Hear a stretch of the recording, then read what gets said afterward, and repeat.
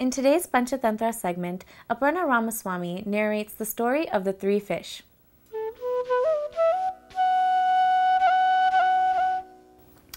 Good morning. Welcome again to Panchatantra. I'm Aparna Ramaswamy. Today's story is the three fish.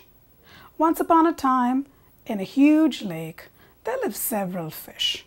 There were three of them that were especially close and good friends. One was called Forethought, the other one was called Ready-Wit, and the third one had the attitude of, what will be, will be. Now one day, as these fish were swimming about, they overheard, at least one of them did, overheard some fishermen talking about casting the net the next day. So the one called Forethought immediately goes up to his friends and says, well, we know we're in danger now. We better get out of this lake and we better plan for calamity. Ready-Wit immediately says, yes, let's do that. Let's find a way to go to another part of the lake that is not so deep, so it's less likely for the fishermen to cast the net over there. The third one, with the attitude of what will be, says, well, what's the point of going anywhere? If I am going to die, and if destiny is I am going to get caught by the fishermen, no matter where I go, I'm going to die. So I'm not going to do anything. I'm just going to stay here and what will be, will be. Forethought and Ready-Wit try warning him, coaxing him. No success.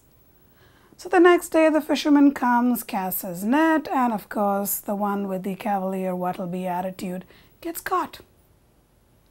Now, remember the story where the lady bird is talking to her mate, talking about being cautious, not doing things and saying that, well, what will be, will what will be. Is saying, just as in that story, we better not lay the egg here where the waves can come in. Let's find a high spot and lay our eggs there. And her mate is adamant. He says, I'm not going to give up my home and I'm not going to go somewhere else to go lay my eggs. The ocean knows my might. And he knows that this is my home and he will not mess with me. So much to her reluctance, the female bird finally lays her egg. And of course, the ocean overhears this conversation and says, that little bird thinks that he is stronger than me. I'm going to show him. And of course, in one gush of wave that comes in, all of the eggs are taken in by the sea. And the female bird is so upset.